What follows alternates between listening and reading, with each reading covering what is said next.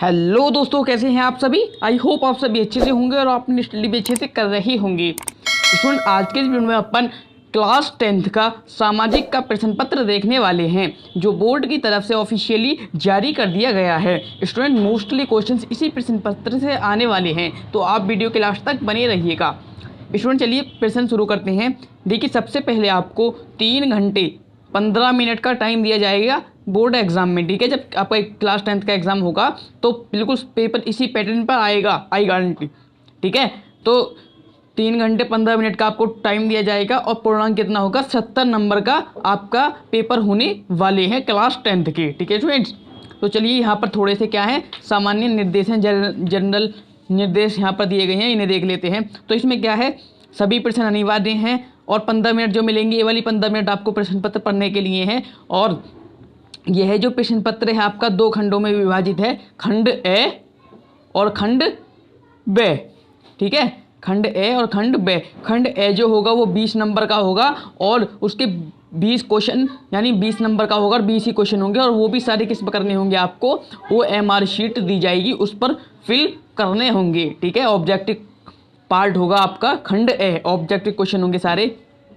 और जो स्टूडेंट खंड बे होगा, कौन सा खंड बे, वो 50 नंबर का होगा, सब्जेक्टिव होगा। ठीक है, उसके कॉपी में आपको सारे आंसर नोट करने होंगे। चलिए अब बात करते हैं प्रश्नों के ऊपर, प्रश्न कैसे होने वाले हैं। तो देखिए, बात करें खंड ए की, तो खंड ए, ठीक है, आप यहाँ देख सकते हैं। तो पहला प्रश्न है, निम्न में से कौन सा 1815 की वियना संधि संबंधित है। कौन सी वियना जो संबंधी है 1815 किस में संबंधी है, इन चारों में से बताना है। ऐसे ही प्रश्न नंबर 2 है, इसके सॉल्यूशन के ऊपर भी बात करेंगे। पहले आप क्वेश्चन देख लीजिए, किस प्रकार के क्वेश्चन मोस्टली आपके क्वेश्चन पेपर में आने वाले हैं। तो स्टूडेंट देखिए, क्वेश्चन नंबर 2 है। क्वेश्चन नंबर 2 में क्या है, सत्ता की साझेदारी के लिए बेल्जियम मॉडल का मुख्य महत्व क्या है। इन चारों में से आपको चूज करके बताना है और कमेंट में जरूर बताना है इसका सही आंसर क्या है। ठीक है, देखिए प्रश्न नंबर 3 है, 1928 से 1934 के बीच भारत में गेहूं की कीमत 50% क्यों गिर गई। इन चारों में से बताने हैं क्या रीज़न था इनका।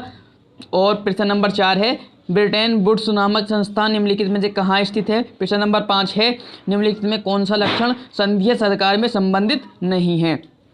प्रश्न नंबर 6 है कि निम्नलिखित में से सामाजिक विभाजन के कारण क्या हैं। इन चारों में बताना क्या है कि ए है, बे है, या दोनों में से कोई भी नहीं है। 7 है प्रश्न नंबर, यह हम लैंगिक विभाजन की बात करते हैं तो उसका क्या अर्थ है। जब हम लैंगिक विभाजन की बात करते हैं तो उसका अर्थ क्या है, इन चारों में से आपको बताना है। और प्रत्येक प्रश्न आपको ओएमआर शीट में फिल करना होगा। ओएमआर शीट के बारे में आपको पता होगा, नहीं पता होगा तो मैं उसका भी लेक्चर अपलोड करा दूंगा। सिर्फ आपको चैनल को सब्सक्राइब करना है, ताकि मैं जब भी उसका लेक्चर अपलोड करूँ उसका नोटिफिकेशन सबसे पहले आप तक पहुँच जाए। प्रश्न नंबर 8 है, राष्ट्रवाद का उद्देश्य सर्वप्रथम किस देश से हुआ। तो इन चारों में बताना है कौन से देश से हुआ था, जर्मनी, इटली, ब्रिटेन या फ्रांस।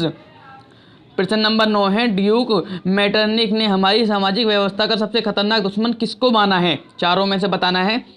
और प्रश्न नंबर 10 है, लोकतांत्रिक शासन व्यवस्था अन्य व्यवस्थाओं से अच्छी है क्योंकि यह है।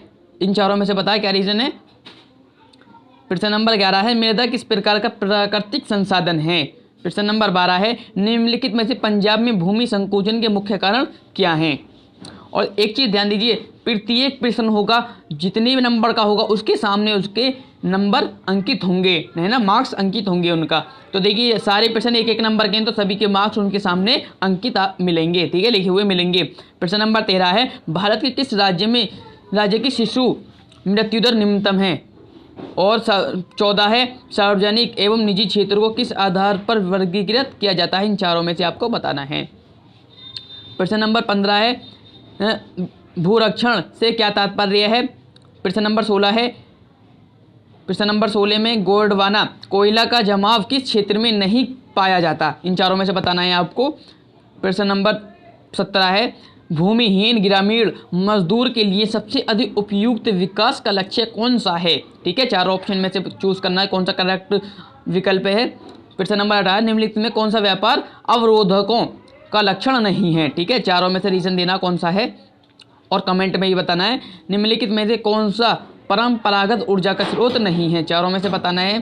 प्रश्न नंबर 20 है, वैश्वीकरण का बहुराष्ट्रीय कंपनियों के निवेश पर क्या प्रभाव पड़ा। चारों का रीजन बताना, चारों में से कौन सा चूज करना है, जो करेक्ट होगा वो आपको चूज करना होगा। बहुत ही सिंपल पेपर है। अब देखिए खंड ए जो है वो आपका समाप्त हो गया है। कौन सा खंड ए। अब जो खंड शुरू हो रहा है वो है खंड बे, यानी सेक्शन बे। और ये जो सेक्शन होगा ये कितने नंबर का है, 50 नंबर का होगा। और वो जो सेक्शन था ए वो कितना था, 20 नंबर का था। ठीक है, तो देखिए प्रश्न नंबर 1 है इसका, प्रथम विश्व युद्ध के पश्चात होने वाली महामंदी जो हुई थी उसके कारण बताने हैं, समीक्षा करनी है, उनके कारण बताने हैं। या आपको ये क्वेश्चन नहीं आता है तो आप ये वाला क्वेश्चन कर सकते हैं। और ये प्रत्येक प्रश्न कितने का है, 4 मार्क्स का है। ठीक है, 4 नंबर का आपका क्वेश्चन होने वाला है। क्वेश्चन नंबर 2 है, सत्ता की साझेदारी लोकतंत्र की आत्मा है, इस कथन की विवेचना करनी है, एक्सप्लेनेशन करना है इसका। अगर आपसे ये नहीं होता है क्वेश्चन तो आप ये भी कर सकते हैं, क्योंकि जिस भी क्वेश्चन के बीच में अथवा होगा तो आप या तो उसको ऊपर वाले कर सकते हैं या आप नीचे वाला कर सकते हैं, जो भी आपको पता हो वो कर सकते हैं, लेकिन एक करना होगा। प्रश्न नंबर 3 है, ये प्रश्न नंबर 3 अगर आपसे ये होता है ये कर सकते हैं या आप ये वाला कर सकते हैं। ठीक है, अथवा लिख रहा है। और प्रत्येक प्रश्न कितना, 4 नंबर का है, या तो आप ये कर लीजिए या फिर ये कर लीजिए। प्रश्न नंबर 4 है, बहुराष्ट्रीय कंपनियां अपने उत्पाद की उत्पादन लागत कम बनाए रखने के लिए किस प्रकार का प्रबंधन करती हैं, विवेचना करनी है इसके बारे में भी। अगर ये ना हो तो आप ये वाला कर सकते हैं, अच्छे बाजार की प्रमुख लक्षणों की संक्षेप में विवेचना कीजिए। ठीक है, अब देखिए दूसरा है, अब इसमें वर्णनात्मक 2, यानी एक वर्णनात्मक खत्म हो गया 2। अब ये जो प्रत्येक प्रश्न होगा ना आपको कम से कम 150 शब्दों में लिखना होगा। ठीक है, और ये जो प्रश्न था कौन सा, पहले वाला यानी वर्णनात्मक 1, ये कितना था, कम से कम 80 नंबर का करना था और 4 नंबर का क्वेश्चन था प्रत्येक। अब ये देखिए अब ये 150 नंबर का हो जाएगा, लॉन्ग में है। और देखिए पहला क्वेश्चन या तो आप ये क्वेश्चन नंबर 5 कर सकते हैं, अगर आपसे ये नहीं होता है तो आप क्वेश्चन नंबर 6 भी कर सकते हैं, ये वाला। ठीक है, प्रश्न नंबर 7 देखते हैं। अब प्रश्न नंबर 6 देखें, चलिए पहले लोकांतरिक सुधार का क्या अर्थ है, ये कर सकते हैं पूरा। ठीक है, 4 कदम लिखने हैं, उसके 4 रीजन बताने हैं और उसका अर्थ क्या है। और या आप उससे ये नहीं होता है आप ये वाला क्वेश्चन कर सकते हैं। ठीक है स्टूडेंट्स, चलिए प्रश्न नंबर 7 है, वैश्वीकरण का क्या अर्थ है, आप ये वाला क्वेश्चन कर सकते हैं। अगर ये नहीं आता है तो ये वाला कर सकते हैं। बहुत सिंपल क्वेश्चन है और प्रत्येक प्रश्न कितना, 6 नंबर का मिलेगा आपको। ठीक है, आप ऊपर भी से देख सकते हैं 6 नंबर का क्वेश्चन है और दोनों में से एक एक करना होगा। ठीक है, जैसे प्रश्न नंबर 6 है, कौन सा, ये जो प्रश्न नंबर 6 है आपको ये कर सकते हैं या फिर ये वाला कर सकते हैं। ठीक है, ऐसे ही प्रश्न नंबर 8 है, असंगठित क्षेत्र के श्रमिक सामाजिक भेदभाव में भी शिकार हैं, क्या आप इस कथन से सहमत हैं, कारण भी बताना है। या से ये नहीं हो तो आप ये वाला क्वेश्चन भी कर सकते हैं। ठीक है स्टूडेंट्स, देखिए मानचित्र से संबंधित प्रश्न आ जाएंगे। आपको एग्जाम में एक मैप दिया जाएगा। ठीक है, आपको एक मैप दिया जाएगा और वहाँ पर बताना है वह स्थान जहाँ जलियांवाला हत्याकांड हुआ था, जहाँ पर हत्याकांड हुआ था जलियांवाला बाग, वो स्थान बताना है कि वो किस जगह पर हुआ था। ठीक है, जो भी वो जगह होगी आपको वहाँ पर लिख दे सकते हैं। वह स्थान जहाँ गांधी जी ने नमक बनाना प्रारंभ किया वो लिख सकते हैं आप। ठीक है, वह स्थान जहाँ नील की खेती करने वाले किसानों ने आंदोलन किया था। और देखिए एक नंबर का क्वेश्चन है, प्रत्येक क्वेश्चन आधा और आधा मतलब 1 नंबर का। वह स्थान जहाँ दिसंबर 1920 में भारतीय राष्ट्रीय कांग्रेस का अधिवेशन हुआ था। ठीक है, ये वाला क्वेश्चन आप कर सकते हैं। नहीं, क्वेश्चन तो आपको सारे करने हैं, क्वेश्चन सारे करने हैं, लेकिन ये आपको किस में करने होंगे, ये आपको मैप में करने होंगे और वो मैप आपको एग्जाम में दिया जाएगा। ठीक है, फिल करने के लिए। अब देखिए निम्नलिखित के प्रश्न उत्तर अपनी पुस्तिका में लिखिए, मानचित्रों का प्रयोग ना कीजिए। अब इसमें क्या करना है, इसमें मानचित्र का प्रयोग नहीं करना है। ठीक है, लेकिन इसमें क्या था, इसमें आपको मानचित्र में दर्शाना था चिन्ह लगाकर, जैसे ये ना इस टाइप से आपको चिन्ह लगाकर दर्शाना था और नाम भी लिखना था। नाम सही लिख रहा है ना यहाँ पर, नाम सहित दर्शाइए।